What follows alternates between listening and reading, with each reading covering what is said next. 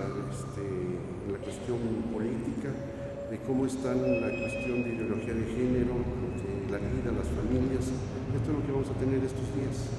Y bueno, felicidades, Padre. Bienvenido. Gracias, Muchísimas Padre. gracias por iniciar y que hayas aceptado. Gracias, Padre. Le damos un aplauso al Padre. Gracias.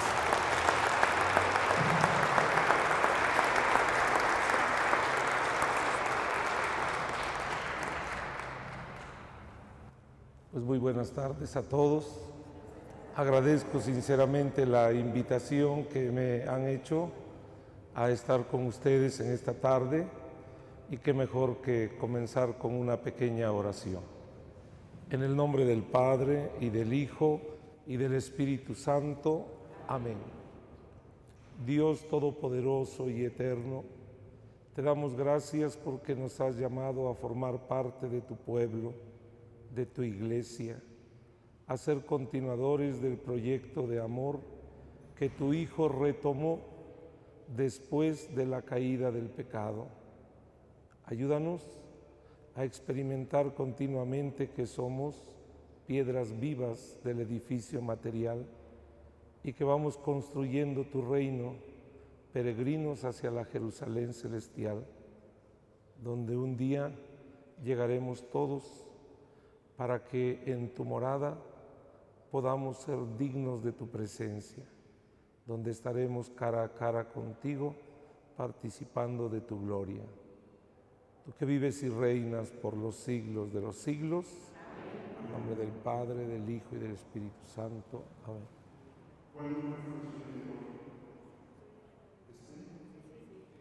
A ver, por favor. ¿Sí? Bueno, siéntense por favor.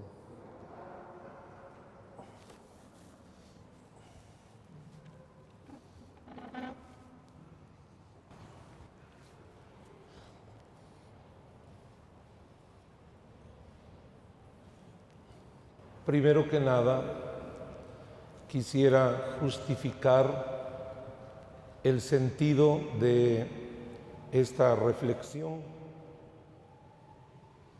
Existe dentro de nuestra iglesia un libro litúrgico que se llama Pontifical Romano, donde se encuentra el rito de la dedicación de una iglesia. Este ritual ha tenido toda una historia. Sin embargo, la última edición, que es de 1977, en sus prenotandos, que son las líneas teológico-litúrgicas que se colocan antes del ritual, concretamente en el número 20, sugiere que para un mayor beneficio pastoral, cuando se vaya a dedicar una iglesia, se invite a algún perito en esta línea para que nos hable de 3 aspectos en lo que refiere a lo que vamos a celebrar. Y habla del aspecto espiritual, el aspecto eclesial y el aspecto misional del rito de la dedicación de una iglesia. Tomando en cuenta estas 3 cosas, por ahí desarrollaré esta ponencia. Primero que nada, creo que algo que nos debe quedar muy claro es que la palabra dedicar significa exclusivizar, separar, determinar la naturaleza y la finalidad de una cosa para lo que se hizo, de tal forma que cuando se utiliza la palabra consagrar, referimos a separar, dedicar, exclusivizar una persona, un objeto, una construcción para un fin sagrado. Por eso, si hablamos de la dedicación de un templo y de la consagración de un altar, estamos refiriéndonos a la finalidad de un espacio y a la finalidad de un símbolo o un objeto litúrgico. Trataré de ser un poco más sencillo en mi ponencia para que así podamos aprovechar este momento. Primero que nada, cuando Dios constituye a su pueblo Israel en el camino del desierto, después de la salida de Egipto, donde estuvieron esclavos los israelitas, el Señor no solamente constituye un pueblo a nivel sociológico, sino lo constituye como un pueblo cultual, de tal manera que el Señor le habla a su pueblo y le dice: si ustedes obedecen mi alianza, yo seré su Dios y ustedes serán mi pueblo, serán nación santa, estirpe consagrada, pueblo de mi propiedad, pueblo sacerdotal. El pueblo, pues, de Israel en el Antiguo Testamento es consolidado por Dios para desarrollar un culto. Sin embargo, este pueblo sacerdotal, esta estirpe santa, esta nación santa, no tiene un lugar concreto donde desarrollar su culto. Por eso la forma de darle culto al Señor se expresará simplemente en la obediencia a su ley. La ley del Señor estaba contenida en los 5 primeros libros que nosotros ya conocemos como Pentateuco y que ellos le llamaban la Torá o la ley. Ahí en estos 5 primeros libros está contenido el culto del pueblo a Dios a través de 613 normas o disposiciones que debían ellos seguir y cumplir.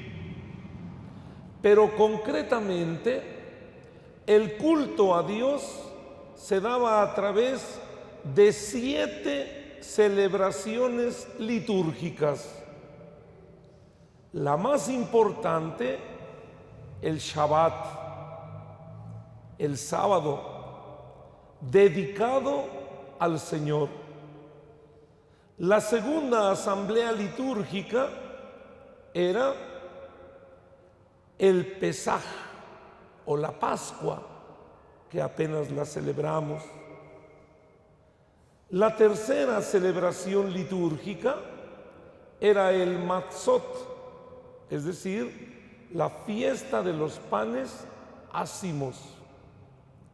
Después tenían una siguiente asamblea donde le daban culto a Dios y era el Bikurim, que era conocida también como la fiesta de las primicias. Después el Shavuot, que era la fiesta de las 7 semanas, 50 días después de la Pascua. Nosotros hoy a esta fiesta le llamamos Pentecostés. La siguiente asamblea litúrgica o reunión cultual para Dios era el Yom Kippur, la fiesta de la expiación, del perdón de los pecados. Y la última era el Sukkot, Atención aquí. La fiesta del Sukkot era la fiesta de la tienda, la fiesta del tabernáculo, la fiesta del templo. El pueblo de Israel, en su caminar por el desierto, les dije, no tenía un lugar concreto donde rendirle culto al Señor, pero sí en este peregrinar, cuando el pueblo acampaba en el desierto y cada tribu con sus familias tendían, válgalo así, sus tiendas de campaña, Dios también tenía su tienda. Y esta tienda, esta carpa, esta campana, se le llamaba la morada de Dios, o el campamento, o también el santuario. Este lugar se encontraba al centro de las demás tiendas de campaña, y este tabernáculo era la morada de Dios, donde se introducía el arca de la alianza. ¿Qué era el arca de la alianza? El arca de la alianza era el contenedor de 3 símbolos cultuales que sostenían toda la religión del pueblo judío. Estos símbolos o signos cultuales eran, primero, las tablas de la ley, es decir, la palabra de Dios, la voluntad de Dios, la alianza del Señor. Segundo símbolo, los panes de la proposición o el maná, que simbolizaban el alimento del pueblo, la providencia de Dios. Y el tercer símbolo era la vara de Aarón, que simbolizaba el sacerdocio, la dirección del pueblo. Estos 3 signos que se encontraban dentro del arca de la alianza resumían la situación cultural del pueblo. Es decir, el pueblo camina dándole culto a Dios a través de la escucha de la palabra, el alimento que desciende del cielo, la providencia de Dios, y la obediencia al sacerdocio arónico. Son 3 cosas: palabra, alimento, sacerdocio.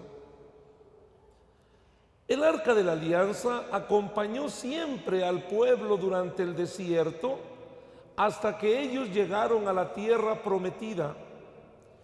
Y una vez que llegan a la tierra prometida y ellos se estabilizan, es el rey David el primero que se preocupa por edificar un templo para Dios, pues todos tenían ya su casa, ya habían dejado las tiendas de campaña. El mismo rey tenía ya su palacio y él se cuestiona y dice: no es posible que yo tenga ya un palacio y que mi Señor no tenga una casa.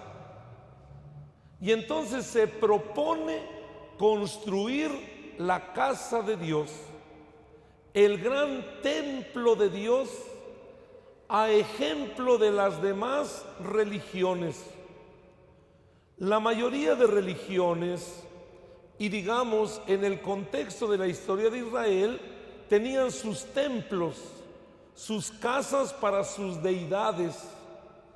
David quiere construir un templo, una casa para su Dios. Ese es su deseo. David es el primero que empieza a organizar, a convocar a los artistas, a los trabajadores movidos por el Espíritu de Dios para construir su propia casa, porque Dios les ha dado el don, el carisma a los constructores, a los trabajadores de los diferentes materiales, la piedra, la madera, etc. Y entonces David empieza a organizar los carismas, las capacidades, los dones, las habilidades de los diferentes integrantes de las tribus e inicia la construcción del templo, que llegó a su fin prácticamente con su hijo Salomón. Es el templo que nosotros conocemos o del que más hemos oído hablar, el gran templo de Salomón. El templo de Salomón era considerado la casa de Dios. Ahí podemos decir que Dios ya tiene un espacio, ya tiene un lugar donde el pueblo se congrega con sus diferentes espacios. Hay un espacio general, hay un espacio intermedio y hay un espacio exclusivo para el sumo sacerdote, el Santo de los Santos, el lugar donde se encontraba precisamente el Arca de la Alianza. Este templo de Salomón, considerado como la casa de Dios, era al que acudían las tribus de Israel. El Salmo 121, que nosotros normalmente entonamos, nos hace pensar en la grandeza de este templo y la alegría de un pueblo que caminaba como peregrino a celebrar la Pascua anual. Qué alegría cuando me dijeron: vamos a la casa del Señor. Ya están pisando nuestros pies tus umbrales, la ciudad de David, etc. Este pueblo que acudía como peregrino a Jerusalén, al templo, a la casa de Dios, a celebrar, a hacer memoria de su historia donde él se regeneraba, los pueblos vecinos, los enemigos de Israel, sabían que para derrotar a los israelitas, donde tenían que golpear era en el templo, porque ahí estaba su esencia, su ser, su historia, su sostén. El culto era la base de ellos, era su historia, era el espacio de regeneración. Por eso cuando los babilónicos invaden, lo primero que destruyen es el templo de Jerusalén. Destruir el templo de Jerusalén, robarse el Arca de la Alianza, hacer perdedizas las tablas de la ley, la vara de Aarón, el maná del cielo, es prácticamente destruir la identidad del pueblo. Por eso para ellos una invasión en el templo es una profanación, es un atentado contra su ser, contra su historia, contra lo que les hizo nacer, lo que les hizo caminar, crecer y llegarse a consolidar. Es el Dios de sus antepasados, es el Dios de su historia. Esta historia de la invasión, por ejemplo, en tiempos de Nabucodonosor, que como todos sabemos fue la destrucción del templo, cuando se llevaron cautivos incluso a los israelitas, después de que Ciro, los persas invaden a los babilónicos y les permiten regresar a los judíos a la ciudad de Jerusalén, ya no regresaron todos, porque muchos se habían olvidado de su culto, de su ser, de su historia, de sus antepasados. Y entonces es Esdras y Nehemías, aquellos reformadores, aquel escriba y aquel político de la época, que se encargan de la reconstrucción del templo y de la ciudad, como para devolverle al pueblo su esencia, su historia, su razón de ser.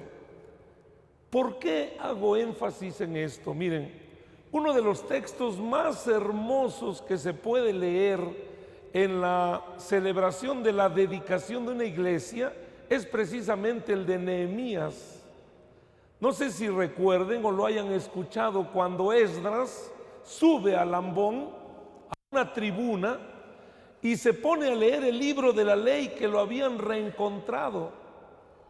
Dice el texto que todos lloraban de alegría. ¿Por qué? Porque se estaban reencontrando con su historia. El templo estaba siendo reconstruido. Estaban retomando la voluntad de sus padres y sobre todo la fidelidad al Dios de ellos. El templo de Jerusalén, en pocas palabras, tuvo varias destrucciones. Recordamos la otra profanación, la de los griegos, por ejemplo, y que encontramos muchas narraciones en los libros de los Macabeos, hacia el 333. Después, la última profanación que tuvo el templo fue en el año 70, en tiempos de Tito. Pero, ¿qué es lo que quiero resaltar en esto? La importancia del templo como casa de Dios, como lugar donde Dios toma posesión, donde el pueblo se encuentra con la palabra, donde el pueblo se alimenta y donde el pueblo es también encaminado, guiado, santificado a través de los sacerdotes.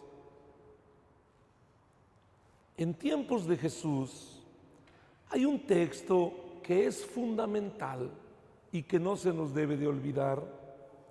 Apenas en la Cuaresma, bueno, fue en el ciclo A, donde se lee el diálogo de Jesús con la samaritana. La samaritana le pregunta a Jesús que dónde es el lugar adecuado para darle culto a Dios, porque los judíos le dan culto en el templo de Jerusalén y ellos, los samaritanos, le dan culto en Garizim. Y Jesús le dice a la samaritana: ustedes adoran lo que no conocen, porque ha llegado la hora en que no se dará culto a Dios ni en Jerusalén ni en Garizim, sino la hora está ya aquí, en la que el culto se dará a Dios en espíritu y en verdad.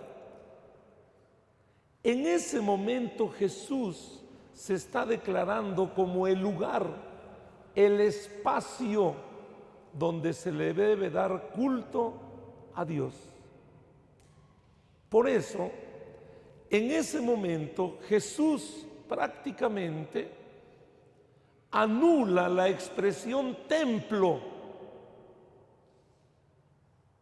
Los cristianos durante los primeros siglos del cristianismo no utilizaban la palabra templo. ¿Por qué? Porque el templo era Jesús. Y también para diferenciarse de las culturas paganas que tenían sus templos con sus divinidades, los primeros cristianos dicen: nosotros no necesitamos templos, porque nuestro templo es Cristo. Entonces quien los congregaba era Cristo. Era el culto en espíritu y en verdad. Lo más importante no era el espacio y el lugar, sino era la esencia y la razón de quien los congregaba: Jesús, el Señor, a quien se le da culto en espíritu y en verdad. Jesús es el templo. Destruyan este templo y en 3 días lo reconstruiré. Estaba hablando de su cuerpo. Él es el templo.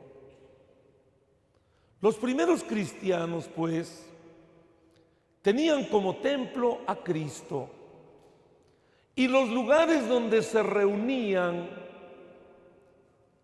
ante quien los convocaba, que era el resucitado, ellos les llamaban casas.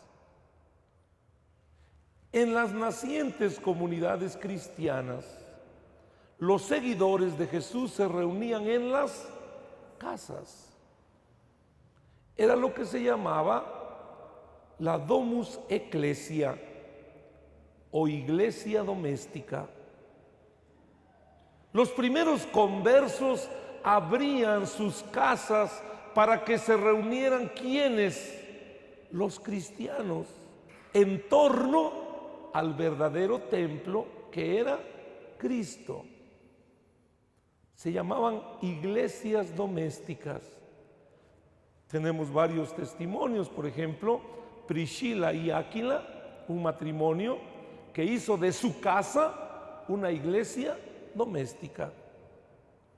Luego entonces, las casas son lugares donde se reúne la iglesia, la asamblea, el pueblo de Dios en Cristo. La casa no vale por sí, sino vale por los que se reúnen dentro de la casa. Con el paso del tiempo, algunos de los dueños de las casas fueron regalando sus casas a la comunidad y pasaron de ser domus ecclesia, casa iglesia, iglesia doméstica, a ser domus ecclesiae. ¿Qué significa domus ecclesiae? Casa de la iglesia. Ya no era dueño el propietario, sino el propietario le entregaba su casa a la comunidad, y ahora la casa era de la comunidad. Por eso algunas casas les hicieron algunas adecuaciones, porque ya no eran casas habitación, sino para desarrollar algunas acciones cultuales o litúrgicas.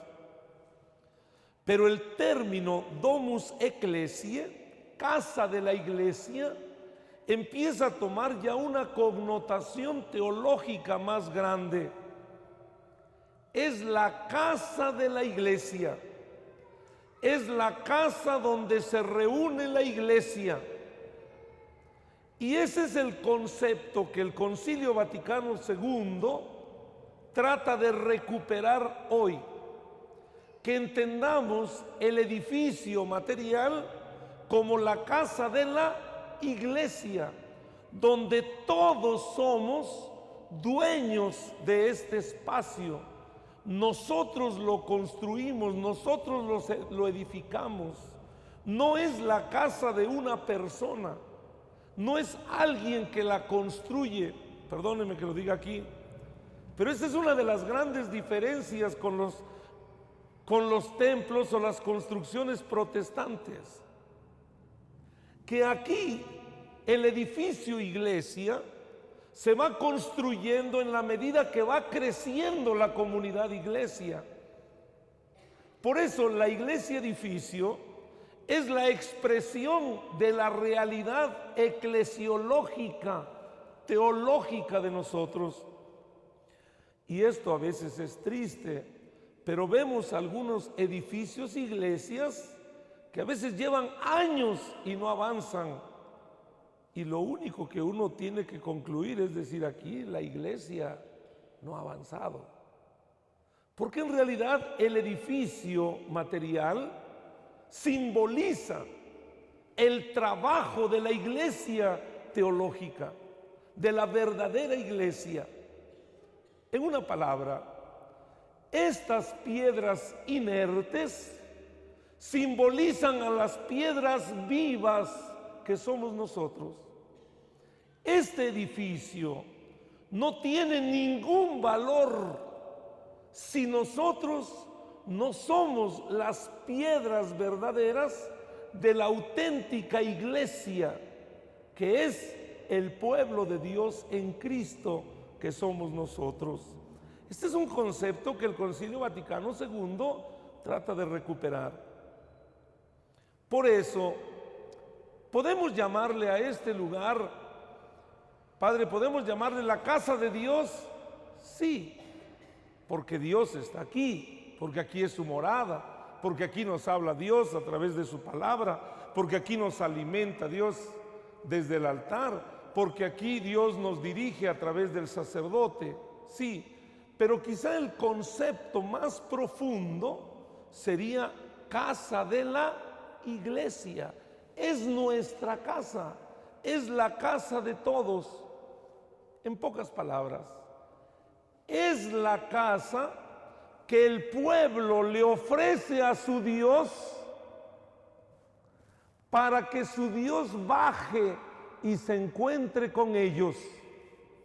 Señor, te ofrezco este espacio, este lugar, para que yo me acerque a ti y tú bajes y te aproximes a mí, a nosotros como iglesia.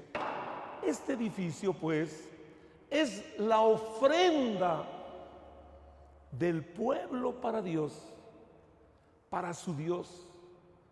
Decirle, este es el espacio que te ofrezco para que tú te manifiestes, para que tú me hables, para que yo entre en comunión contigo, para que yo pueda escucharte, alimentarme, para que yo pueda conducirme conforme a tus criterios. Casa de la iglesia es el término quizá más adecuado y profundo que retoma el Concilio Vaticano II. Repito estas dos ideas. Las piedras inertes simbolizan a las piedras vivas. Y la iglesia, edificio, es un reflejo de la realidad teológica de nuestra verdadera iglesia. Es doloroso a veces, pero hay que decirlo. Como está la iglesia, edificio material, así está la iglesia espiritual. La iglesia brilla no por los muros, no por los vitrales, brilla por los que estamos aquí adentro. Recuerdo un texto de Simpliciano y San Agustín, que San Agustín le decía que tenía que volverse cristiano, y Simpliciano no cedía y no cedía. Y ya un día Simpliciano entró a la iglesia y le dijo a San Agustín, ya entré a la iglesia, ya soy cristiano. Y le dijo Agustín, las paredes no hacen a los cristianos. Los cristianos son los que hacen las paredes. En realidad tiene un gran mensaje. Estas domus ecclesiae, estas casas de la iglesia, en su sentido genuino y original, con el paso del tiempo fueron adquiriendo otra terminología.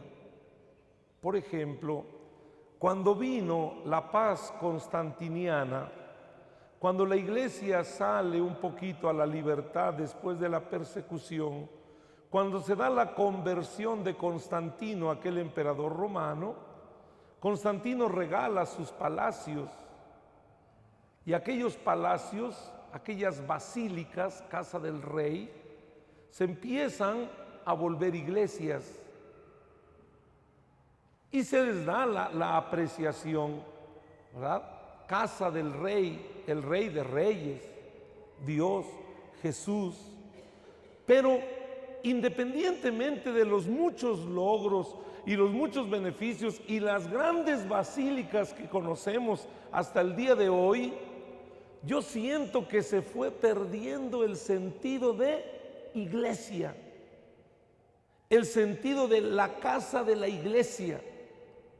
¿Por qué? Porque a lo mejor este edificio fue un regalo del emperador, una donación, pero no existía el sentido de pertenencia, de identificación con lo que nosotros hicimos, de ofrenda, sino se empieza a llenar un espacio que me lo han ofrecido. me lo han regalado. Y bueno, admiramos la grandeza de las basílicas y todos los templos en el recorrer histórico, en los diferentes momentos, no sé, podemos hablar de los templos románicos, podemos hablar o más bien de las iglesias románicas, cuando hablo de templos románicos, muchos templos paganos fueron purificados y consagrados como iglesias cristianas. Pero después vinieron, por ejemplo, las iglesias góticas, las iglesias de tiempos del Renacimiento, las iglesias barrocas. Aquí en Puebla yo creo que las construcciones que tenemos de iglesias son prácticamente del periodo de cuando llegaron los españoles aquí. Estamos prácticamente en el periodo del Renacimiento y la explosión del barroco. Las iglesias que conocemos, la mayoría son ya de este periodo, Renacimiento y más del barroco. Después ya otro tipo de iglesias, pues del siglo pasado y las construcciones que hoy conocemos. Termino esta parte diciendo lo siguiente. Hoy, después del Concilio Vaticano II, lo que más hay que recuperar es este sentido de la casa de la iglesia. Las paredes, los muros de una iglesia tienen que ir creciendo a la par de la auténtica y verdadera iglesia. Ahí terminaría esta primera parte. Segunda parte. Desde el punto de vista eclesiológico, ¿qué es la iglesia? La iglesia es el lugar donde se reúne el pueblo de Dios, la asamblea, la eclesia, los que somos convocados por Dios, los que somos convocados por Cristo para ejercer nuestro sacerdocio. Todos nosotros somos sacerdotes desde el día de nuestro bautismo. Y por lo tanto, todos los que somos convocados o congregados en este espacio, en esta iglesia, edificio, venimos a desempeñar una acción cultual, una acción sacerdotal. La pregunta que suelo hacer siempre: ¿quién celebra la misa?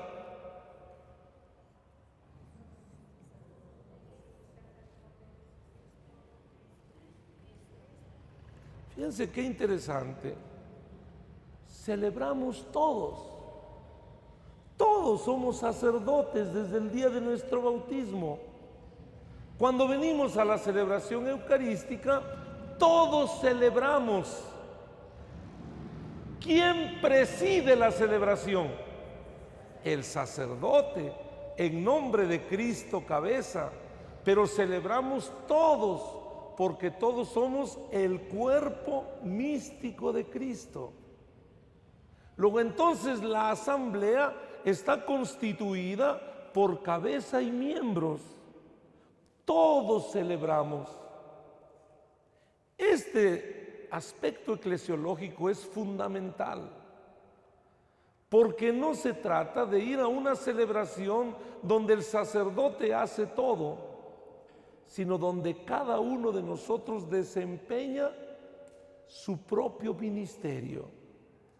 Tan importante es el ministerio del obispo cuando él preside la celebración, como el ministerio que desempeña el diácono cuando proclama el evangelio, o el ministerio que desempeña el sacerdote cuando está concelebrando, o el laico que pasa a hacer la lectura, o el coro que está ejecutando algún canto para la participación de la comunidad. O el que está en la asamblea respondiendo, cantando. Todos celebramos, todos desempeñamos un ministerio. Somos asamblea convocada por Cristo. Este principio eclesiológico es fundamental. Dentro de una celebración eclesial donde todos prestamos un servicio, un ministerio y donde somos convocados por Cristo cabeza, hay lugares determinados dentro del edificio material llamado iglesia. Hago esta puntualización. Cuando escribimos iglesia con I mayúscula, hablamos de la iglesia teológica, o sea, de nosotros, los que formamos la iglesia. Y cuando escribimos o leemos un libro y encontramos la palabra iglesia con I minúscula, nos referimos al edificio material. Este es un principio que no lo olviden. Una cosa es la realidad doméstica de la iglesia y otra cosa es la realidad eclesiológica de la iglesia. Cuando hablamos de la realidad doméstica de la iglesia, hablamos de la iglesia que se reúne en las casas. Cuando hablamos de la realidad eclesiológica de la iglesia, nos referimos a los que nos congregamos como iglesia en el edificio material. Esto es una puntualización que debemos de tomar en cuenta. Bueno, dentro del edificio iglesia, con I minúscula, hay símbolos o lugares litúrgicos fundamentales. ¿Cuáles son esos símbolos o lugares litúrgicos fundamentales? El altar. El altar es el símbolo más importante del edificio material llamado iglesia, porque el altar simboliza la piedra angular de la iglesia. ¿Quién es la piedra angular de la iglesia? Cristo. El altar simboliza la piedra del sacrificio. La piedra del sacrificio. Y el altar simboliza la mesa del banquete. Por eso, dentro de la elaboración de un altar, siempre se privilegia la piedra y la madera. ¿Por qué? Porque el mismo material nos connota lo que esto simboliza, el altar. Otro lugar o símbolo litúrgico fundamental dentro del edificio iglesia es el, ¿dónde está? Sí, el ambón, aquí está, el ambón. El ambón. El ambón es el lugar elevado, es el lugar de la palabra. Simboliza la tumba vacía, el lugar de la resurrección, el lugar donde habla el ángel de la resurrección. Es el lugar del jardín donde florece la palabra, donde la palabra crea, donde la palabra da vida, donde resucitó el Señor, el jardín de Arimatea, el ambón, lugar de la palabra. Estos dos lugares el Concilio Vaticano II los ha privilegiado, los ha puesto prácticamente en el mismo nivel dentro de nuestra iglesia.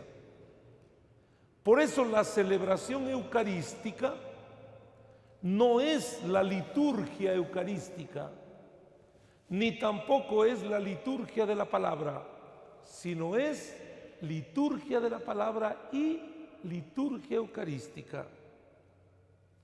La palabra, sin el sacramento podría ser ideología, podría ser información, podría ser simple conocimiento. El sacramento sin la palabra podría ser abracadabra, podría ser magia, podría ser superstición y también sería un riesgo. Pero cuando la palabra se encarna en el sacramento, se hace el misterio. La palabra ilustra el rito, el misterio. Y el misterio se ilumina a través de la palabra. Apenas leímos los que fuimos a misa el domingo pasado en la tarde, el texto de los discípulos de Maús, ¿no?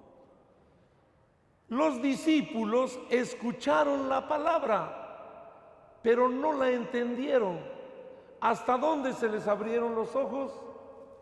Hasta la fracción del pan, en el momento del rito. Y en el momento del rito dicen, con razón nuestro corazón ardía mientras nos explicaba las Escrituras. La palabra se entiende con el rito y el rito se ilumina con la palabra. Son interdependientes.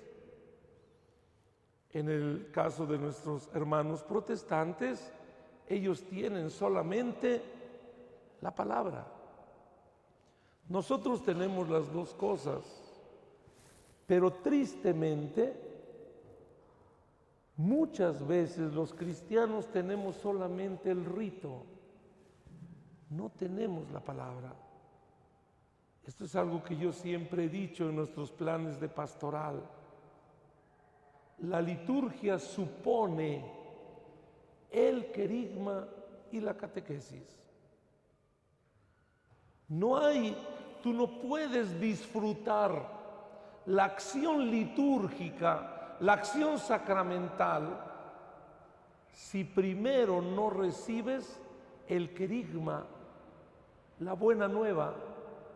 En el caso, por ejemplo, del bautismo, Jesús dijo, no dijo vayan y bauticen.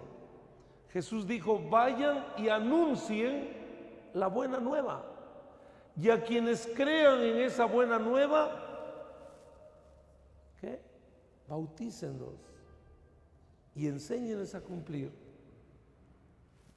Siempre la palabra será el punto de partida para poder entender y comprender el rito. Y el rito sin la palabra también puede ser un riesgo. ¿Cuántas cosas a veces podemos decir del rito? Padre, échele más agüita, levante más alto la custodia para que me llegue mejor la bendición, etcétera. Atención con esto. El Concilio Vaticano II los pone en una interdependencia. La palabra y el rito. La importancia del altar, la importancia del ambón. El otro símbolo litúrgico en una parroquia es la pila bautismal. La pila bautismal es el útero de la iglesia, es el vientre de la iglesia, es donde renacemos los hijos adoptivos, es donde Dios hace surgir un pueblo de profetas, de sacerdotes y de reyes. Un útero, un vientre fecundado por la simbolicidad de un cirio que es introducido en la liturgia pascual, la vigilia pascual, que fecunda a la iglesia para hacer surgir ahí un pueblo de profetas, sacerdotes y reyes.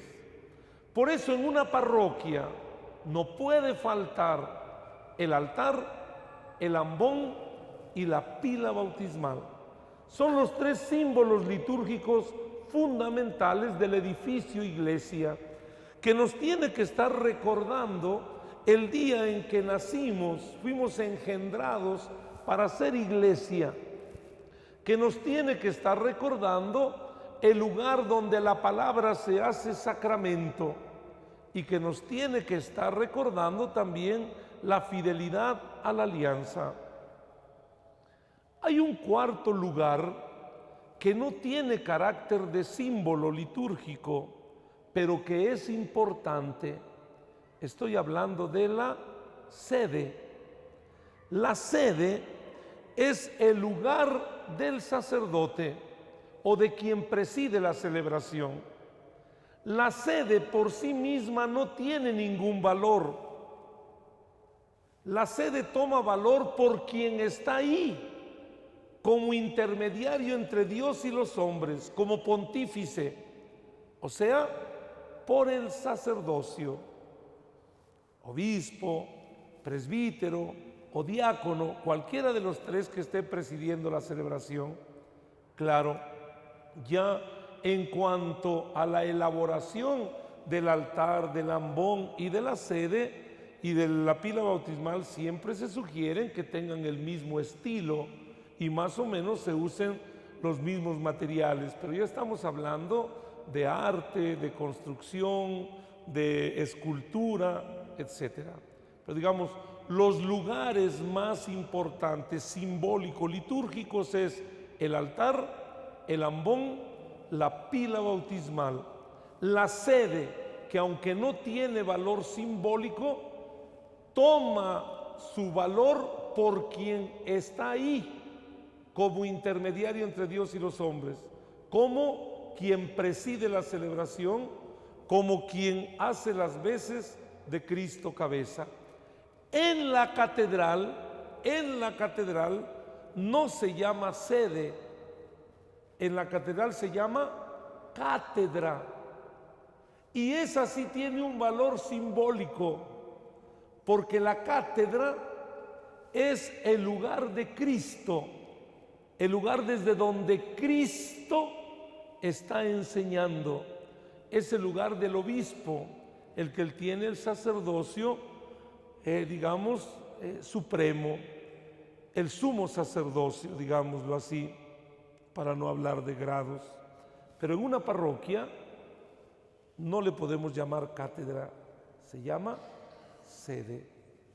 Hay otros lugares litúrgicos importantes para los sacramentos, por ejemplo el confesionario, la puerta tiene una significación dentro del coro, etcétera. No quiero detenerme aquí para no alargarme.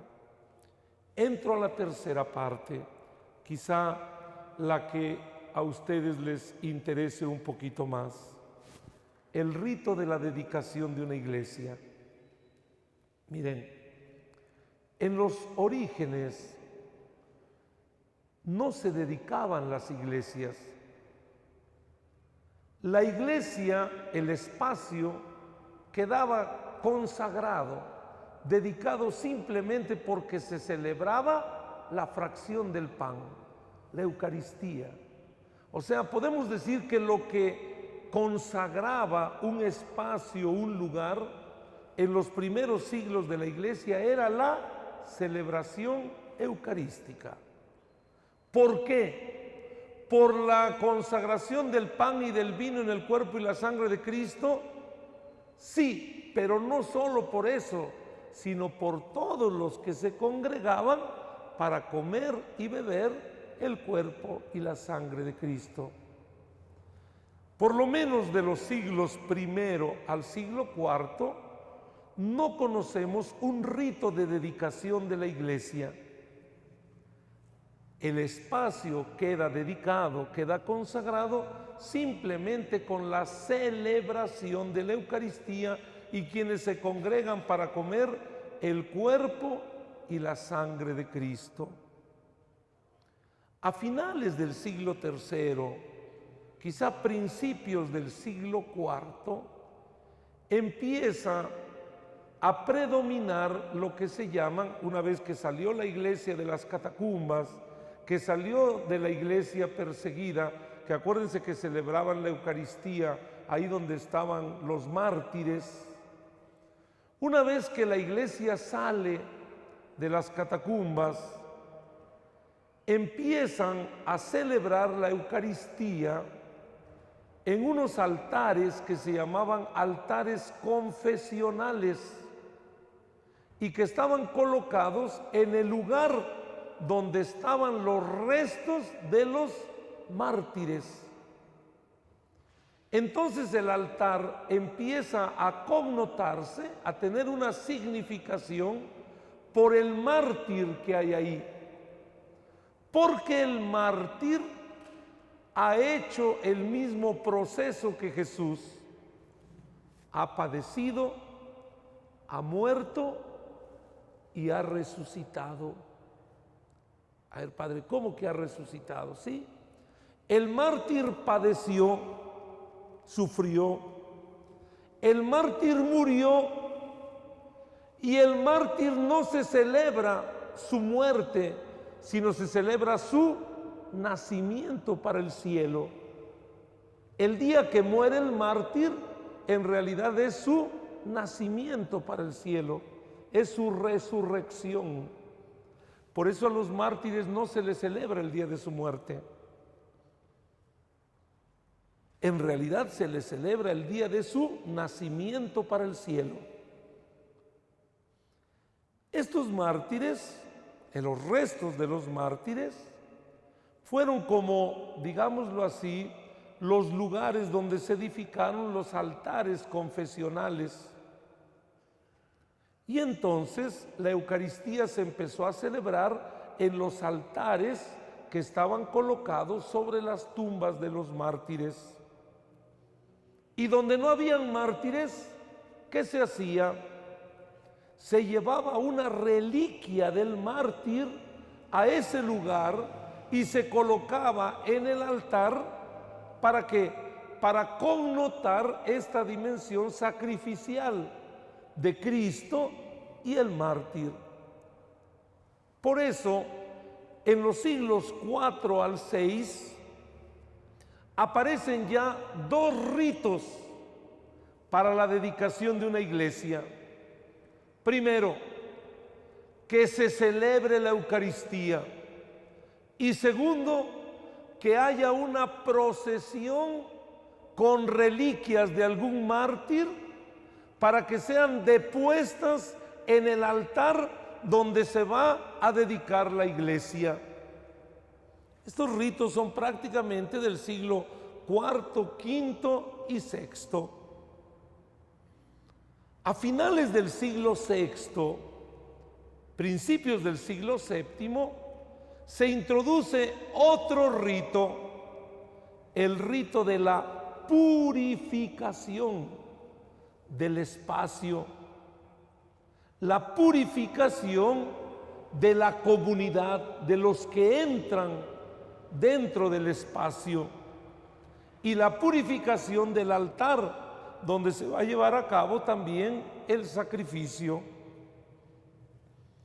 Aparecen ya tres ritos: la Eucaristía, la deposición de las reliquias, y ahora estamos hablando de este tercer rito, que es de purificación. Hacia el siglo VII, VIII, cuando hay una influencia dentro del rito romano, sobre todo del norte de Europa, aparece la unción. No solamente se purifica, sino ahora se consagra, se unge las paredes, la puerta, y se unge también el altar. Y una vez que se unge, siguiendo la analogía de la iniciación cristiana de los bautizados, se reviste, se unge y se reviste el altar, y se reviste el lugar también con flores. En estos siglos es prácticamente cuando más se introducen otros ritos para la dedicación de la iglesia. Por ejemplo, los salmos que se entonan adentro, no solamente las unciones, las purificaciones con agua bendita, sino incluso también la incensación como un signo concreto de purificación y de ofrenda. Dentro de los ritos de purificación, por ejemplo, no solamente era agua bendita, se preparaba el agua bendita con sal, con vino y con ceniza. En el recorrer del tiempo, por lo menos hacia el siglo X, hasta el siglo XIII, se fue perdiendo la Eucaristía y lo más importante eran las reliquias. El valor de un templo ya no era tanto por la celebración eucarística, sino por las reliquias que habían en el templo. Y así habían templos de primer grado, de segundo grado y tercer grado, según fueran las reliquias del santo. Y entonces el edificio iglesia, su valor dependía del tipo de reliquia que tuviera.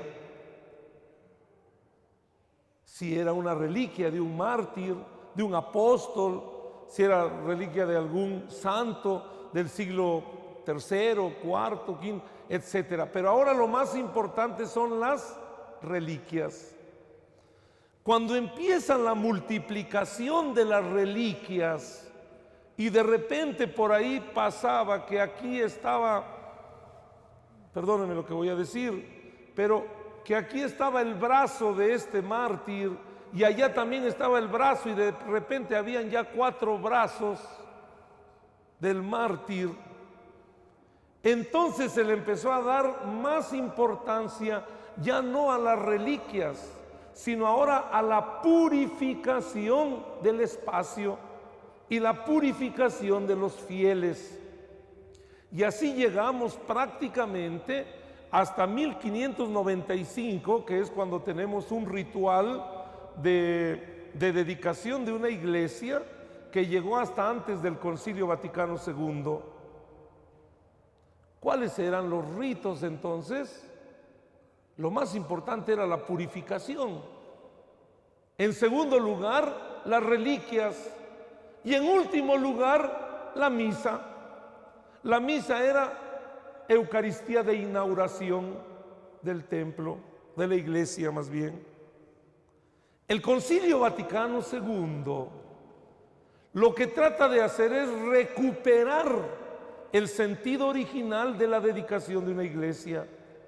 Y lo más importante, lo que dedica un espacio es la celebración eucarística. Eso es lo más importante, la celebración eucarística.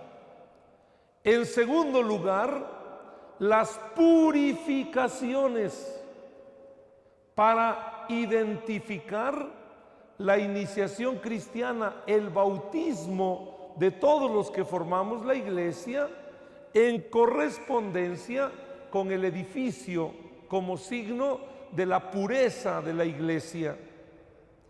Y las reliquias, incluso puede hoy haber un templo donde no haya reliquias, porque el Concilio Vaticano II ha dicho que si no hay certeza de que las reliquias sean verdaderas, lo mejor es no poner reliquias. Y entonces lo que hace la dedicación de la iglesia en realidad es la Eucaristía, la asamblea, los bautizados y al último el tema de las reliquias. ¿Por qué el tema de las reliquias? Porque el altar no vale por las reliquias. El altar simboliza a Cristo. Por eso, los prenotandos, las indicaciones teológico-litúrgicas, hoy dice que si se van a colocar reliquias, ni se pongan encima del altar, ni dentro del altar, sino abajo del altar, porque el altar tiene valor simbólico por sí mismo. El valor del altar no depende de las reliquias. Voy concluyendo. ¿Cómo está el rito hoy de la dedicación de una iglesia? El ritual de la dedicación de la iglesia, de hecho, nos propone primero, antes de que se construya el edificio iglesia, nos propone la bendición del terreno y la colocación de la primera piedra. Desde ahí, dice el ritual, que hay que empezar a motivar a la gente para ir edificando, construyendo en esta teología que les estuve hablando. Es la casa de la iglesia, es la casa de nosotros, es la ofrenda de nosotros para el Señor, para que el Señor se haga presente en medio de nosotros. Todo esto hay que irlo enseñando, diciendo a la comunidad desde la bendición del terreno y desde la colocación de la primera iglesia.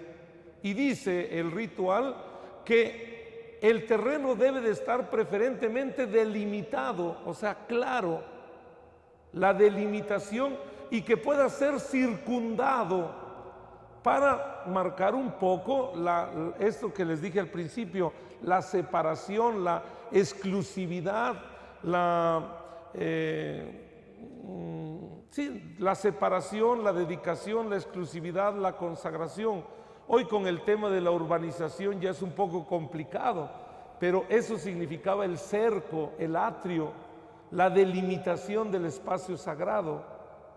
Entonces, eso pide, y también hace mucho hincapié en que no solo se tiene que pensar en el espacio cultual, sino también el lugar de la palabra, de la enseñanza, de la evangelización, y también el lugar de la caridad. Ahorita que me decía el Padre Jesús, ¿verdad?, que en estos días tienen algunas conferencias, no solo del aspecto litúrgico, sino también otros aspectos sociales, políticos, etc. Yo considero que así es. La iglesia, desde sus orígenes, como dice el testimonio de Hechos 2:42, de los primeros cristianos eran asiduos a las enseñanzas, a la fracción del pan, a la oración, a la caridad, a la convivencia, etcétera. O sea, es algo más. El edificio iglesia es algo más que un espacio de culto. Esto lo digo porque a veces puede haber gente de muy buena voluntad. Yo regalo un terrenito para hacer la iglesia, pero a veces ahí no cabe nada o solamente es para el puro culto. No, debe ser un complejo arquitectónico donde se presten estos servicios, estos aspectos que nos hacen ser iglesia, que no solo es el culto, porque la fe no solo se celebra, la fe se vive, la fe es compromiso, la fe es caridad. La misma Eucaristía no solamente es misterio de piedad, es vínculo de unidad, es sacramento de caridad, etcétera. Bueno, en este aspecto, pues, cuando se hace la bendición del terreno y la dedicación y la colocación de la primera piedra, se hace énfasis en esto, en la exclusividad del lugar, incluso que donde va a ser colocado el altar, ahí se ponga la cruz de un tamaño significativo, ¿verdad?, como el lugar donde se va a destinar para él sacrificio. Esto aparece en el ritual. Y ya cuando viene propiamente la dedicación de la iglesia, cuando se ha terminado de edificar, que creo que es el caso ahora que va a ser elegida como parroquia y que se va a hacer la dedicación de la iglesia, hay ritos que hay que seguir. ¿Cuáles son los ritos que hay que seguir? En pocas palabras, como vienen en el ritual. Primero, dejar bien claro que la dedicación de una iglesia es una fiesta solemne para la comunidad. Es una fiesta solemne y que cada año se debería de celebrar con alegría, porque es un regenerarse, es un replantear su historia, su ser iglesia. O sea, es una solemnidad para ustedes. Ojalá y no se olvide esa fecha. Hay muchas parroquias que deberíamos de recordar cada año el día de la dedicación, el día de la ofrenda de la iglesia para Dios. Este es un elemento fundamental. Esta solemnidad de la dedicación de la iglesia debe de empezar con unas solemnes vísperas desde la tarde anterior, las primeras vísperas, dice el ritual. Y si se van a colocar algunas reliquias de algún santo, de algún mártir, dice, se sugiere hacer una vigilia de oración junto a las reliquias, ¿verdad?, para pedir al Señor la intercesión de este santo, porque toda iglesia que se va a dedicar debe de llevar un título que puede ser sobre la Santísima Trinidad o alguna de las tres personas, o algún misterio de la vida de Jesús o de la Virgen María, o bien de alguno de los santos o de los mártires, para que tenga un título según sea su dedicación. Cuando se va a dedicar para un beato, hay que pedir un permiso exclusivo. En este caso, creo que estamos hablando de un misterio de Jesús en su infancia, ¿verdad? Pero toda iglesia se le atribuye un título, se dedica dándole un título, ¿verdad? Entonces, la celebración pues empieza desde las vísperas, la vigilia, y el día solemne, cuando viene el obispo, aparecen los ritos fundamentales que les dije. ¿Cuál es? Primero, la procesión. Es importante hacer una procesión. Salmo 121, ¿se acuerdan? Qué alegría cuando me dijeron, vamos a la casa del Señor, etcétera. O cualquier otro salmo de ingreso. La ceremonia tiene que empezar. Se puede hacer una celebración sencilla, nada más saliendo de la sacristía, pero lo ideal es de otro lugar, hacia la casa de Dios que va a ser dedicada, hacia la iglesia. Entonces, el obispo empieza por hacer la purificación. Después de la procesión que hace el obispo, rocía con agua bendita, no solamente los muros, no solamente el altar, no solamente la puerta, sino también a la verdadera iglesia, a las piedras vivas, el rito de purificación. Se hace la entronización de las, ¿cómo se llama?, de las reliquias también, si es que van a haber. Se hace la entronización después de la vigilia que se ha hecho, la oración que se ha hecho, se introducen las reliquias y comienza la celebración eucarística. ¿Cómo empieza la celebración eucarística? Con una liturgia de la palabra. Sabemos, ¿verdad? La liturgia de la palabra es fundamental, lo que les estoy diciendo, porque nos ilumina el rito. Y después de la homilía, una vez que ha terminado la liturgia de la palabra, viene el rito propiamente. Es un rito de dos elementos: consagración del altar y dedicación de la iglesia. Y se hace mediante una oración. Hay una oración propia, aunque ya les dije, la dedicación y consagración de la iglesia la hace la celebración eucarística. Sin embargo, hay que hacer una oración que hay ahí para la dedicación de la iglesia y la consagración del altar. Ambas oraciones siempre hablarán que Dios Padre ha constituido a los apóstoles a través de Jesucristo como las piedras fundamentales de la iglesia, y que Cristo es la piedra angular de esta iglesia y de esta comunidad. Vienen entonces los ritos propios de consagración del altar después de la letanía de los santos. La letanía de los santos es un rito romano propio que se hace siempre que va a haber una consagración. Por ejemplo, en el bautismo, antes de consagrar al niño con el crisma, se entona, o por lo menos un pedazo de la letanía de los santos. La consagración de vírgenes se hace la letanía de los santos. La consagración de una religiosa se hace la letanía de los santos. La consagración de un sacerdote, un obispo, un diácono, se hace la letanía de los santos. Cuando hay la consagración del altar, se hace la letanía de los santos. Se suprime la oración universal porque ya se hizo la letanía de los santos. Después de la letanía de los santos, que es propiamente la petición de intercesión, comienza ahora sí el rito. El rito, en pocas palabras, tiene estos elementos. Primero, purificación, incensación, unción y vestición. Y al último se colocan unas velas que sería la iluminación. Pero estos son los momentos fundamentales del altar y que se aplican también para la dedicación del templo. ¿Se consagran las paredes del templo? Sí, como se consagra el altar.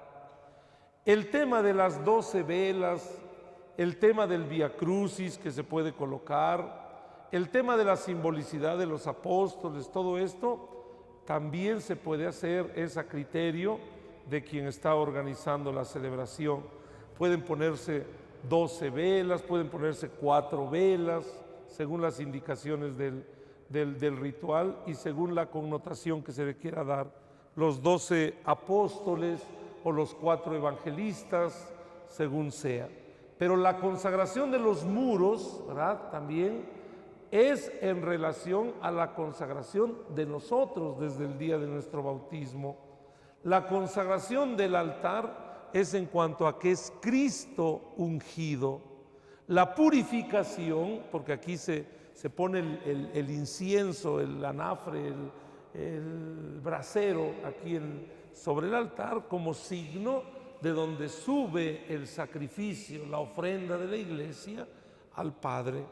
La purificación, ya les dije, es el sentido de iglesia, de una iglesia simbolizada en el altar y presentada también en todas las paredes. Y ya los ritos finales, les decía, son la vestición. Los vestidos, o sea, me refiero a los manteles, los corporales, son adorno del altar, como también las flores. Las velas, aunque son adorno del altar, también simbolizan ofrenda y sobre todo una iglesia de iluminados desde el día del bautismo.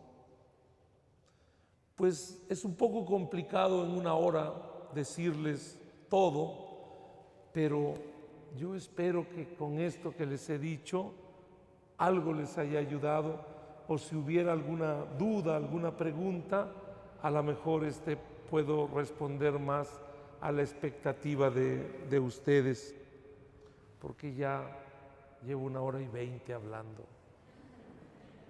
Yo tengo varias historias. Cuando vine aquí, en esos años me encontré la piedra, y entonces yo no tenía conocimiento de que era para filmar. Bueno, eran cosas falsas. Y entonces la colocamos aquí, ya está puesta. Ahora estás encima, habría que ponerla abajo, modificarla. No, lo podemos hacer. El ara, sí, el ara era la piedra que se colocaba siempre como signo de consagración, pero no siempre el ara tenía las reliquias. Luego entonces, si ya forma parte del altar el ara, por la misma estructura como se haya hecho, se puede quedar. Si se quiere hacer la modificación, habría que ponerla abajo. Sí, ya forma parte del mismo. Sí, yo digo que así está bien, porque no podríamos mover toda la piedra. Yo digo que ahí está bien. El ara era, como diríamos, un complemento del altar, o sea, la misma estructura ya lo tiene ahí. Pero después del Concilio Vaticano II sí se dice que las reliquias, lo ideal es colocarlas ni encima ni dentro, sino abajo. Pero si ya formaba parte del altar, yo creo que ahí está bien, padre, ¿no? Otra cosa también, en el ambón, estaba muy ancho y el cirio es la luz, sí. Cristo la luz del mundo. Por primera ocasión decidí ponerlo ahí arriba. ¿No? ¿Está bien? ¿Ahí puede permanecer? Sí. De hecho, el cirio, el lugar propio es a un lado del ambón, por lo menos durante toda la cincuentena pascual. Una vez que se apaga, hay un rito de traslado para el, ¿cómo se llama? Para el bautisterio. Sí, pero ese es el lugar adecuado, junto al ambón. Sí, padre. No sé si hay alguna otra duda o alguna pregunta aquí. Sí. ¿Qué reliquia hay aquí? Ahí sí, ese es para el padre. No sé, yo me encontré la piedra, es como si fuera una loseta que venía marcada, forrada con tela, venía marcada con cruces en las esquinas y tiene una tapita, también del mismo material, de piedra, está sellada, pero no decía absolutamente nada, está lisa toda, pero era la que se usaba antes, que se llevaba, si se iba al campo, los sacerdotes llevaban la piedra para sembrar allá la... Sí. Era lo que le daba el valor de consagración al lugar donde se celebrara ¿cómo se llama? El ara. ¿Ah?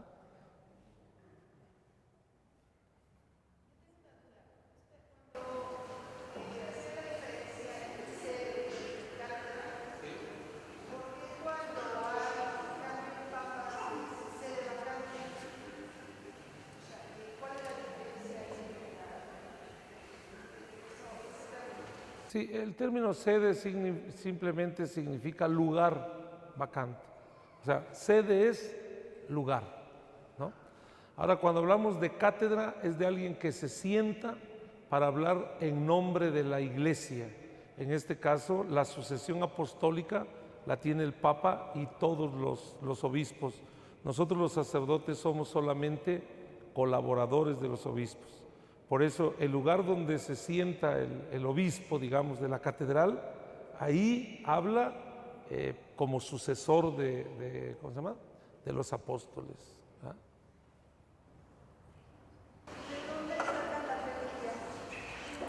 Las reliquias, hay de varios grados las reliquias, pero normalmente las pueden traer de alguna parte del cuerpo o puede ser también de alguna vestimenta o de algún objeto de uso del santo. Les decía yo que el Concilio Vaticano II sobre todo dice hay que ver la autenticidad, ¿no? Sobre todo por todas las confusiones que en un momento se dieron, ¿verdad? En un periodo de la Iglesia. Yo creo que ese fue uno de los problemas que incluso hubo aquí en Puebla con el beato Sebastián de Aparicio, ¿no? De repente que la cabeza parece ser que estaba en España y el cuerpo acá, porque se peleaban las reliquias, porque el valor de la iglesia o del altar o de la basílica dependía del tipo de ¿cómo se llama? De reliquia. Entonces, en esto, por eso la iglesia, en pocas palabras, dice, la grandeza ¿cómo se llama? Del altar está en que es símbolo de Cristo, Cristo piedra, ¿no? Hay algunas disposiciones, pero le mentiría si les digo cuáles son las disposiciones que siguen para ver la autenticidad de las, ¿cómo se llama? De las reliquias.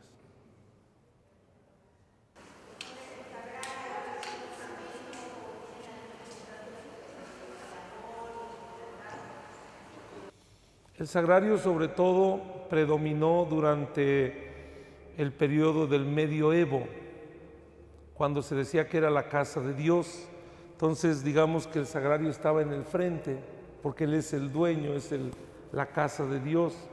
Después del Concilio Vaticano II, en este concepto de la casa de la Iglesia, se sugiere que más bien para el Santísimo haya una capilla a un lado, para el coloquio, para el diálogo con Él, porque puede ser que alguien no venga a la celebración eucarística, sino venga a su ¿cómo se llama? Su oración personal, etcétera, y a lo mejor yo como le digo, oye, no estés distrayendo a la gente, bueno, ¿sabes qué? Yo no vine a la celebración eucarística, yo vine a visitar ¿cómo se llama? A Jesús sacramentado. Entonces por eso es recomendable una capilla a un lado, y también porque en sentido estricto de la Eucaristía, debería de confeccionarse el pan de acuerdo al número de comensales. O sea, no deberíamos de tener en el sagrario ya el pan. O sea, ¿para qué hago celebración eucarística si ya tengo ahí el pan? No sé si me va a entender. La centralidad cuando uno viene a misa es el altar, no es el, ¿cómo se llama? El sagrario, porque aquí se va a convertir el pan en el cuerpo de Cristo y de aquí vamos a comer todos los que venimos. Y una parte de esto la vamos a reservar ahí para los enfermos o los que no pudieron venir. Entonces es como un momento secundario. ¿Ah? Entonces sí, en la legislación después del Concilio Vaticano II, lo ideal es una capilla, ¿cómo se llama? Anexa al edificio. Por ejemplo, en el caso de los templos que ya tienen esta estructura, también ahí, ya en el tema de arte, de adecuación, lo ideal es no alterarlos, ¿cómo se llama? Pues ya la estructura que tiene, porque a veces la echa uno a perder. Pero donde se puede, o cuando se va a hacer un proyecto después del Concilio Vaticano II, lo ideal sería seguir las directrices y las líneas del mismo, ¿no? Pero sí, el sagrario ahí responde a la casa de Dios. O sea, podemos decir aquí por el sagrario, podemos decir, es la casa de Dios. Pero no olvidemos la otra dimensión de casa de la iglesia.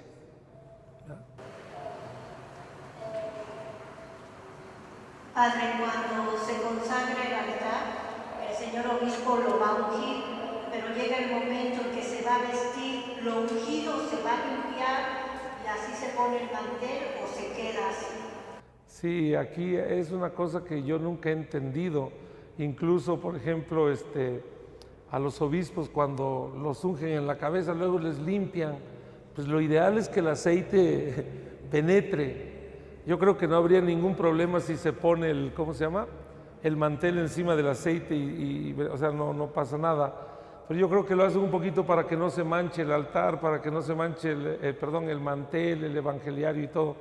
Incluso, por ejemplo, a mí casi no me gusta cuando ocupo el crisma en el bautismo, el alcohol o luego te lavas, pues yo siento que es crisma, pues, o sea, es algo, y también yo prefiero a veces utilizar un purificador, ¿no?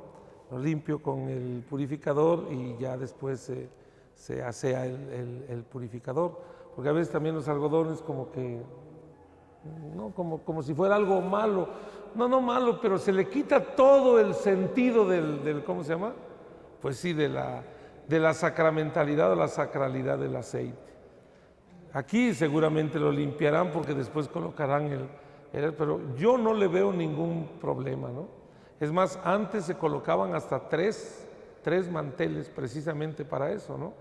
Había un primer mantel que era el que cubría el aceite, después un segundo y hasta arriba el tercer mantel. Yo aquí nada más, retomando un poquito, Padre, lo de los espacios. Nosotros que tenemos la capilla de adoración, o sea, tener una capilla anexa para la reserva y luego la capilla de adoración perpetua, ¿o qué sería aquí lo propio? Sí, también es otro, por ejemplo, a mí me da mucha tristeza nuestra catedral. Pasa uno ahí, está expuesto el Santísimo en una capilla, pasa uno al altar de los Reyes y está el Santísimo, y allá arriba, ahí en donde está el ciprés, también está el Santísimo. Yo creo que la multiplicación a veces nos provoca una cierta confusión. Yo creo que lo ideal sería en la capilla del Santísimo, ¿verdad? Aquí, ahora, cuando es una capilla de adoración, no sé si sea el caso, pero a lo mejor no puede estar abierta toda la iglesia por la inseguridad y lo que sea, aunque lo ideal quizás sería cuando se construye la capilla de adoración perpetua, ver que tenga una cierta conexión con la parroquia y con la iglesia y que durante la noche solamente quede hacia afuera, ¿no? ¿Por qué? Por la multiplicación de eso. Pero yo creo que es un poquito más la parte, yo digo, técnica. Hay una cosa que a veces nos falla a los sacerdotes y bueno, y también a veces a los laicos, porque dicen que el que pone el tostón pone la condición, ¿no? A veces uno quisiera decir, miren, esto es así, así y así, y me dicen, no, pues es que yo voy a pagar y yo quiero que sea así. Y yo a veces les digo, bueno, pues, ¿sabe qué? Es que yo les regalo aquí esta fuente, pero quiero que la ponga aquí en la puerta de su casa. No, pues sabes que mejor llévatela, porque o sea, en el proyecto esta fuente no va aquí, ¿no? No va aquí. Entonces yo creo que en eso tenemos que ser muy maduros, tanto los laicos como nosotros los sacerdotes, en tratar de seguir un poco los lineamientos para hacer las cosas lo más adecuado posible a la liturgia postconciliar, porque todavía seguimos construyendo templos al estilo de antes del concilio, ¿no? Y no, un poquito seguir la teología del postconcilio.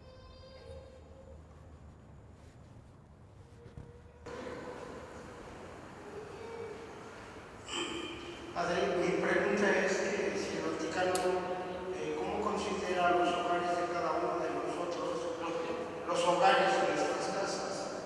Ve que tenemos nuestros altares, pues bueno, también somos parte de la iglesia, pero si en nuestros hogares, ¿cómo el Concilio Vaticano II, cómo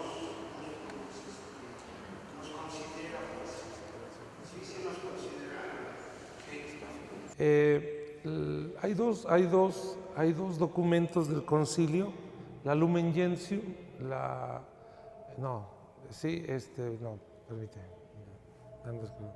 hay dos números, se me está yendo ahorita, sí, la Lumen Gentium, en el número 11 habla de la iglesia doméstica, en el número 11, iglesia doméstica. En ese aspecto se refiere a la familia como iglesia en su realidad teológica, porque donde dos o más se reúnen, ahí está Cristo. Entonces ya el matrimonio ya es iglesia doméstica, allá en su casa. Y el otro documento es se me fue ahorita el otro, es la... ¿Cómo fue el nombre? Apostólica Actuositatem. También en el número 11, ahí habla del santuario doméstico. Y ahí refiere más bien a cuando uno hace de su casa un lugar de culto. O sea, me refiero donde se reza el rosario, donde se lee la palabra de Dios. O sea, son dos términos diferentes. Iglesia doméstica son los que viven ahí bautizados y viven como iglesia, ¿no? Como iglesia. Y santuario doméstico, los que hacen de su casita un lugar de evangelización, un lugar para el rezo del rosario, para la lectura de la palabra de Dios y todo eso. Desde el punto de vista litúrgico, la grande iglesia se constituye desde la pequeña iglesia.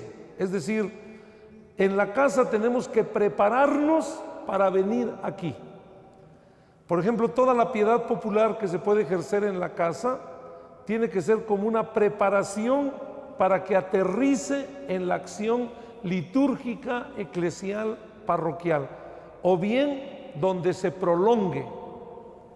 Aquí se hace la acción litúrgica sacramental y los papás la pueden preparar desde la casa o bien prolongar. Por ejemplo, hijos, vamos a leer la palabra de Dios que se va a leer el domingo. Vamos aquí en la mesa a leerla, vamos a prepararnos, hoy es el Adviento, tenemos que ir con esa mentalidad. Entonces ya llegan a la celebración con otra mentalidad. O la otra, regresamos de misa, ¿saben qué, hijos? Vamos a leer los textos que leímos ahí, o vamos a condenar, acuérdense que hoy hicimos este compromiso, la palabra de Dios. Esa es la función, digamos así, de la casa, como lugar para preparar la acción sacramental o para prolongar la acción sacramental que se llevó a cabo en la parroquia. Buenas noches, Padre. Mi pregunta es si hay un lugar específico para la homilía, porque yo recuerdo que antes solamente era en el altar, ahora veo que en la sede o en cualquier lugar del altar. Sí, la homilía como tal es lo importante de la homilía es saber que es una acción litúrgica primero, ya no es un panegírico, una disertación, un tema, una ocurrencia, no, es una acción litúrgica y como acción litúrgica solo la puede hacer el obispo, el presbítero, el diácono. Y para que sea homilía en sentido estricto, tiene que salir de la palabra que se proclamó y de las oraciones que se hicieron. O sea, de ahí debe de salir. Ahora, en cuanto al lugar, si es prolongación de la palabra, se puede hacer en el ambón y ese sería el lugar ideal. Pero si también la homilía es una acción magisterial, porque no la puede hacer cualquiera como homilía, como magisterial lo puede hacer desde la sede, que es el lugar desde donde enseña. Algunos, siguiendo un poco la línea pastoral y de cercanía con la gente, dicen, no, pues yo mejor aquí me paseo, platico con la gente. Pero digamos, el lugar en sentido estricto desde la documentación dice, puede ser el ambón o puede ser la sede. Por cuestiones pastorales, para que no se duerma la gente o eso, yo creo que también se podría hacer por una razón pastoral. Lo que sí no se permite es hacer de la homilía una clase o a ver, Juanita, ¿y a usted qué le dijo la palabra de Dios? ¿Y allá usted qué le dijo? No, pues a mí me dijo lo contrario de ella. Y no, o sea, no es una clase, no es hagamos unos equipos, a ver a usted qué le dijo. No, es un acto magisterial, porque el que hace la homilía habla en nombre de Cristo, es el que preside. Está en realidad está explicitando, amplificando, clarificando, actualizando la palabra que fue proclamada. Por eso se puede hacer en el ambón o en la sede.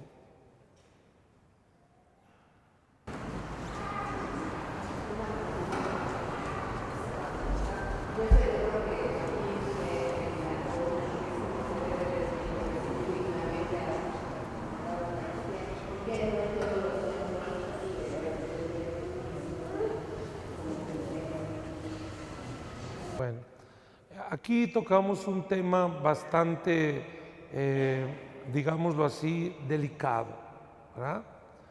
En el rito anterior al Concilio Vaticano II, la comunión se recibía de rodillas en el comulgatorio, ¿verdad? Y en el rito anterior, con toda la teología del Concilio de Trento, lo más importante era la contemplación de la Eucaristía, la adoración de la Eucaristía. El momento más importante de la celebración eucarística era la consagración. Todo el Padre estaba de espaldas, es más, liturgia de la palabra ni había, homilía tampoco, era un sermón. Y la liturgia eucarística, el Padre estaba de espaldas. El único momento donde la gente veía a Jesús era cuando el Padre levantaba la hostia. Entonces prácticamente la gente era contemplación, era un sentido de trascendencia y casi de indignidad ante esto. Por eso muchos ni siquiera comulgaban. Esa era la realidad. Cuando viene el Concilio Vaticano II, recupera el verdadero sentido de la Eucaristía, que no solamente es sacramento de contemplación o de piedad, sino es alimento. Y los únicos que comen de rodillas son los esclavos. O sea, toma otra dimensión. El alimento o lo recibes de pie o lo recibes sentado. La Eucaristía además es un signo de, ¿cómo se llama? Decía yo, por lo menos el número 47 de la Sacrosanctum Concilium habla de sacramento de piedad, habla de banquete pascual, no habla tanto de contemplación. Entonces, finalmente la normativa litúrgica dice que para comulgar no es necesario el reclinatorio, pero si alguien se pone de rodillas, yo se la tengo que dar la comunión. O sea, no se la puedo negar, pero tampoco puedo obligar a que todos lo reciban de rodillas. Igual en el tema de recibirlo en la mano. Si alguien me dice, Padre, en la mano, yo se lo debo de dar, siempre y cuando vigile que verdaderamente lo consuma y no se exponga la hostia a una profanación o alguna otra cosa. Si alguien me dice, yo lo quiero en la boca, se lo tengo que dar en la boca. Igual, si alguien me dice, yo lo quiero recibir de pie, de pie. Lo que sí recomienda la institución general para esto es que es conveniente hacer una pequeña reverencia o alguna genuflexión antes de recibir a Jesús. Entonces digamos que el concilio no lo determina, ¿verdad? En el rito anterior sí era obligatorio recibirlo de rodillas. En el rito después del Concilio Vaticano II es opcional. Papa Benedicto en un momento dijo, el Papa anterior dijo que se recibiera la comunión, ¿cómo se llama? De rodillas, ¿verdad? Pero el Concilio Vaticano II no dijo eso, sino dijo que era indistinto. Sí.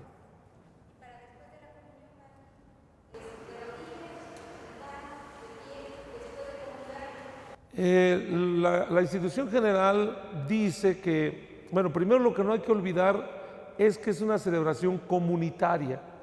Si todos o la mayoría está de pie, pues la mayoría tenemos que estar de pie. Si la mayoría está sentado, pues sentado. Si la mayoría está de rodillas, pues de rodillas. O si el sacerdote da la indicación y dice, ¿saben qué? Sentados o parados o hincados, él es el que está presidiendo la celebración.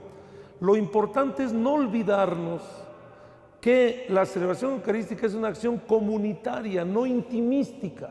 Pues de repente como que me quedo aquí y ya ni el canto ni nada ya no me interesa. Es más, hay gente que hasta se va al Santísimo. O sea, estás en una celebración comunitaria. Incluso, por ejemplo, a veces nuestros ministros extraordinarios de la comunión, igual, cuando van a traer al Santísimo, por lo mismo, ¿no? Estamos aquí todos y de repente, no, o sea, se multiplican los signos. No es eso. En realidad, no se debería ir a traer al Santísimo. Se confecciona más o menos una cantidad de formas, se distribuye y si me hacen falta, voy a traerlo. Y si me sobran, voy a dejar. Pero de repente parece una procesión dentro de la misa, ¿eh? Hay lugares donde hasta van tocando la campanita y no, estamos en un acto comunitario. Hay gente que, por ejemplo, después de la consagración se queda ahí rezando y no, estamos en un acto comunitario. Antes pues, se ponían a rezar su rosario porque no se entendía nada, pero aquí es una acción comunitaria. Entonces tenemos que seguir el signo comunitario. Aplica también para el Padre Nuestro, que de repente pregunta, Padre, a las manos así, así, así. El que da la indicación es el que preside. Si la mayoría lo hace así, pues la mayoría es acto comunitario. Si la mayoría no extiende sus manos, no. Pero el que da la indicación es el que preside la celebración.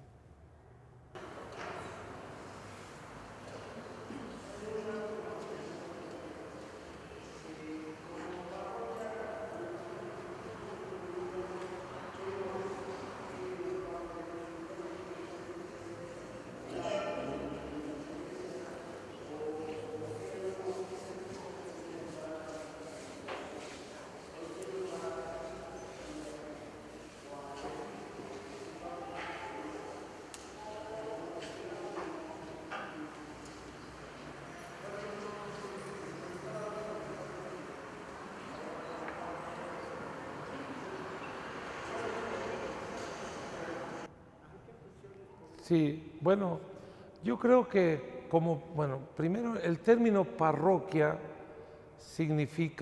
viene de un vocablo latino y griego, paroikia, que significa alrededor de la gran casa o casas alrededor de.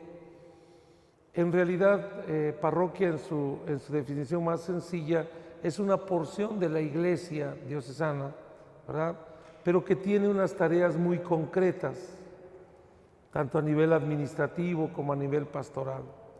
Desde mi perspectiva y desde esto que yo he leído, ser parroquia es tomar conciencia de que eres parte de una iglesia universal, de una iglesia diocesana particular, y que el compromiso tiene que ser mayor, porque de alguna manera esto se vuelve una luz para las demás capillas que no son parroquias. Aquí, desde el punto de vista litúrgico, deben haber celebraciones modélicas. O sea, nuestras celebraciones tienen que ser modelo para las demás capillas. Aquí es donde debería estar como el prototipo, como el perfil, lo ideal de cómo debe ser la evangelización, la caridad, la oración, la Eucaristía. Luego entonces creo que el compromiso más grande es tomar conciencia de que la iglesia, lo que les decía, no es el edificio material, sino ahora vamos a darle vida a este edificio. ¿De qué me sirve tener muchos salones y tener una iglesia si los laicos no hay ejercicio ministerial? Y cuando hablo de ministerialidad, hablo de ministerios proféticos, ministerios asistenciales, porque a veces los únicos ministerios que conocemos son los ministros extraordinarios de la comunión y que tristemente a veces solamente distribuyen la comunión. Hay una riqueza enorme de ministerios. Hay ministerios litúrgicos para la animación, la participación en la celebración. Y aparte los ministerios, les digo, por ejemplo, los ministerios al servicio de la palabra, catequistas, evangelizadores, pregoneros, etcétera, ¿no? Ministros para las cuestiones asistenciales, a los enfermitos, a los ancianos, no sé, con los jóvenes, con los trabajadores, de acuerdo a la realidad de acá. O sea, creo que el compromiso más grande es en hacer una iglesia modélica, una iglesia ministerial, una iglesia verdaderamente más adulta, más madura y más comprometida.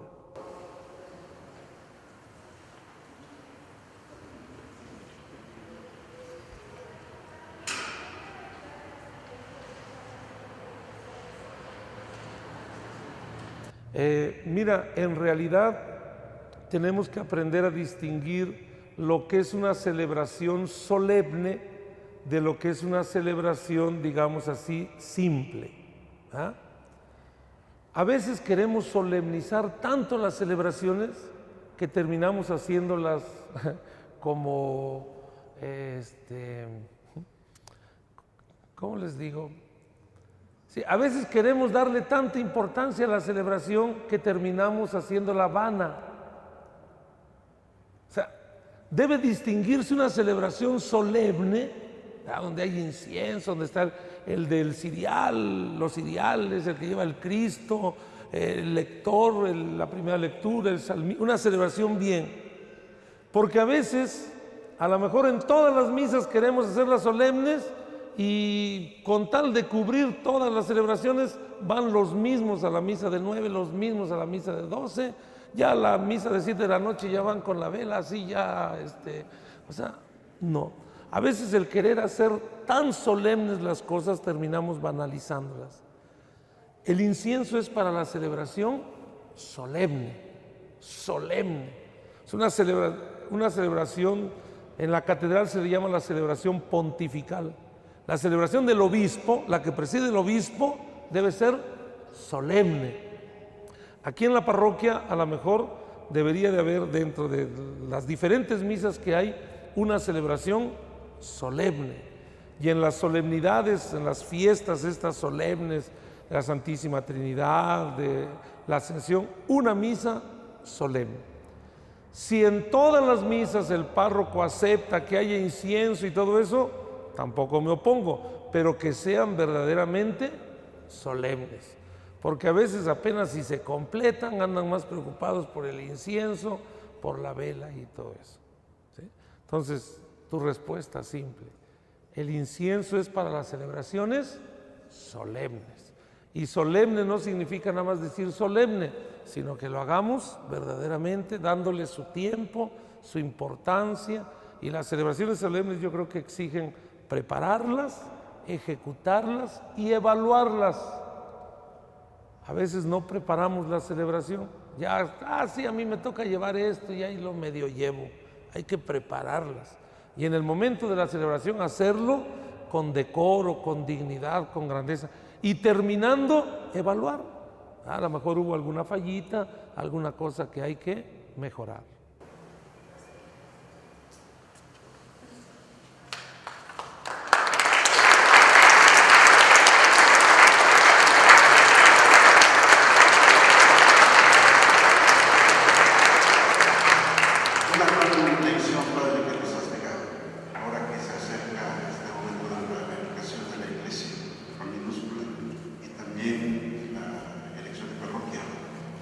Ser verdaderamente iglesia.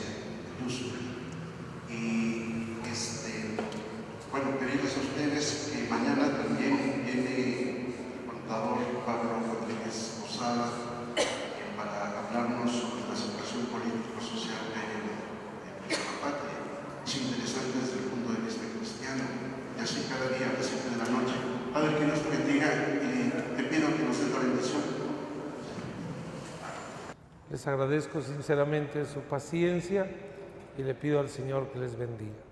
Sea bendito el nombre del Señor. Nuestro auxilio es el nombre del Señor. Mira, Dios Todopoderoso y Eterno, la fe de estos hijos e hijas tuyas, la disponibilidad de su corazón y el acercamiento a tu casa. Cólmalos de tu gracia y de tu bendición. Dales la salud de su alma y de su cuerpo. Que vivan alegres en medio de las adversidades de cada día y manteniéndose en el fiel cumplimiento de tu santa voluntad, puedan un día conquistar el hogar del cielo. Tú que vives y reinas por los siglos de los siglos, la bendición del Padre, del Hijo y del Espíritu Santo descienda sobre ustedes. Muchas gracias. Gracias, Padre. Gracias, Padre.